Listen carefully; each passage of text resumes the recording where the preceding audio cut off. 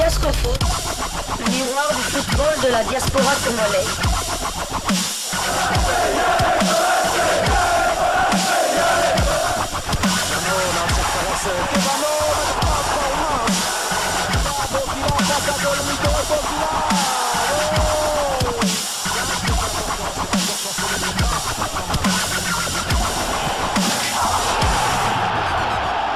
Diascofoot, le miroir du football de la diaspora congolaise. UEFA Champions League 2023-2024, troisième journée, deux matchs concernés particulièrement le peuple congolais qui était intéressé de savoir si Simon Banza qui évolue du côté du Sporting Braga et Batigol, Cédric Bakambu Batigol qui évolue du côté de Galatasaray pouvait s'en sortir face au géant Real Madrid et le Bayern de Munich. Faire marquer des buts à défaut de marquer constitue un atout pour un attaquant talentueux, et c'est ce qu'a fait Simon Banza lors de la défaite du Sporting Braga devant le Real Madrid.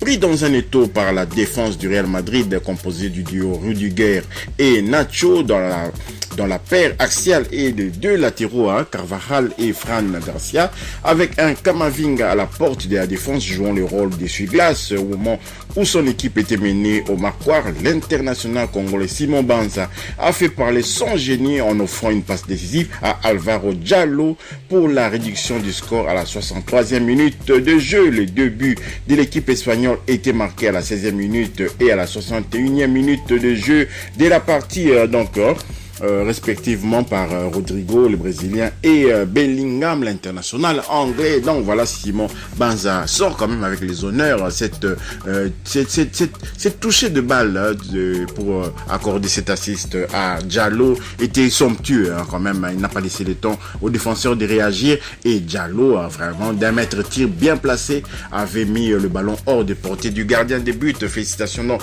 à Simon Banza. On était curieux de voir ce que ça allait donner contre un joueur comme Rudiger. Vous savez, lorsque le Real Madrid avait affronté Manchester City la saison dernière, il y avait un match dans le match entre Rudiger et le Norvégien, quand même, les cyborgs norvégiens Haaland, et donc Rudiger avait pris les dessus quand même au match aller contre, d'ailleurs au match retour, Haaland n'avait pas marqué de but, sauf que l'entraîneur Ancelotti n'avait pas fait confiance à Rudiger pour le match retour. Il aurait dû les titulariser. Donc voilà, Simon Banza contre Rudiger, c'était un match aussi dans les matchs, mais finalement l'équipe de Braga s'était montrée un peu timorée au cours de la première mi-temps, notamment presque résignée, se contentant en espérant peut-être un match nul. Il fallait peut-être jouer avec beaucoup plus d'audace, comme en seconde période, lorsque Braga a senti que avec les 2-1 c'était encore possible de revenir au score, et ils avaient même failli y parvenir.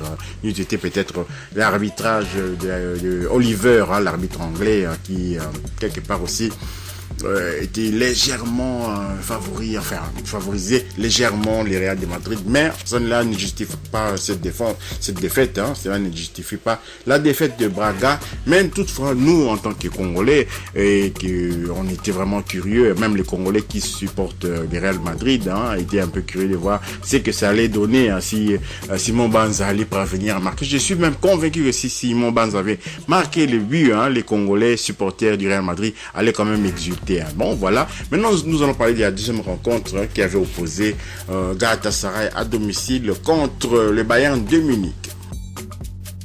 Dans l'autre rencontre du groupe C, l'Union Berlin a été défait à domicile par Naples. L'Union Berlin qui venait de prendre aussi une raclée contre les VfB Stuttgart de Silas Katompa Vompa, 0-3 dans le championnat de la Bundesliga, est tombé une fois de plus contre Naples, et cela nous donne ceci au classement. Les Real Madrid occupent la première place après 3 journées, a fait donc Maxo à 9 points sur 9 possibles, suivi de Naples qui a 6 points sur 9 possibles.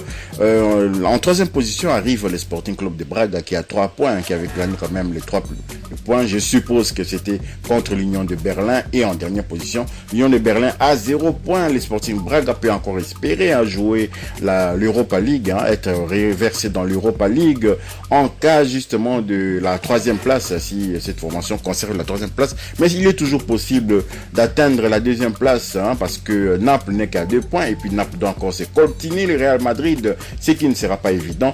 Aux Sporting de Braga d'en profiter donc pour recoller au peloton, en espérant quand même terminer à la deuxième place et poursuivre le chemin en Champions League.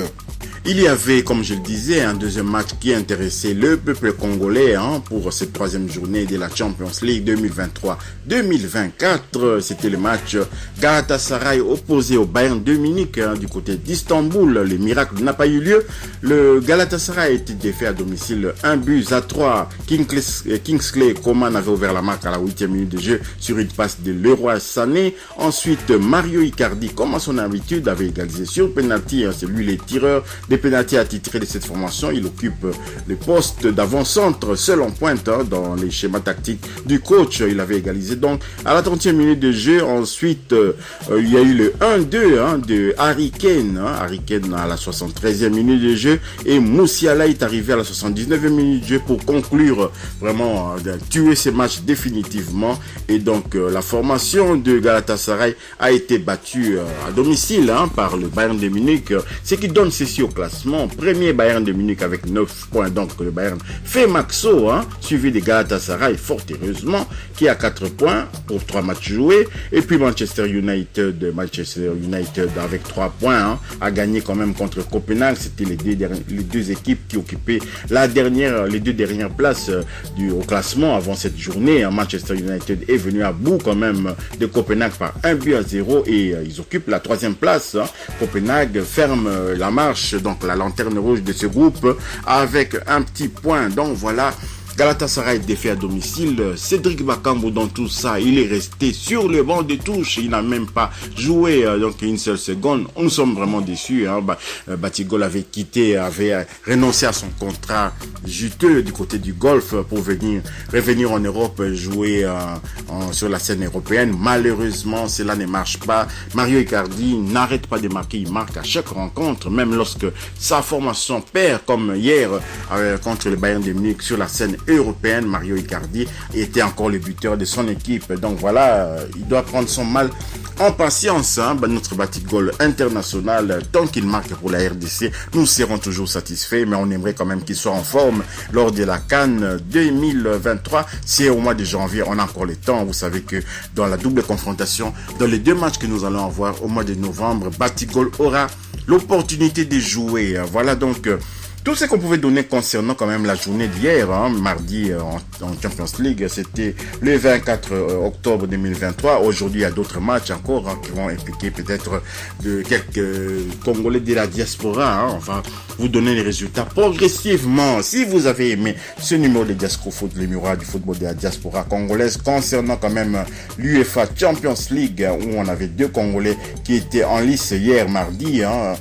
D'abord, comme je le disais, on a d'une part Cédric Bakambu, mais qui n'a pas joué. Cédric Bakambu n'a pas joué avec Galatasaray. Et puis dans l'autre rencontre, Simon Banza quand même avait été titularisé du côté de Braga et il nous a donné satisfaction par cet assist contre les Real de Madrid. Ce n'est pas donné à tout le monde. Si vous avez aimé ce numéro de Diasco Foot, merci de liker, merci de commenter, merci aussi de vous abonner pour ceux qui ne sont pas abonnés, d'activer aussi la petite cloche de notification. Elle vous permettra de ne pas manquer les prochaines vidéos que nous allons mettre en ligne. Diasco Foot continue toujours avec vous. Peut-être on va ajouter encore une autre livraison sportive aujourd'hui parce que l'actualité était vraiment très riche ce week-end et maintenant on est déjà dans les échéances de la Champions League.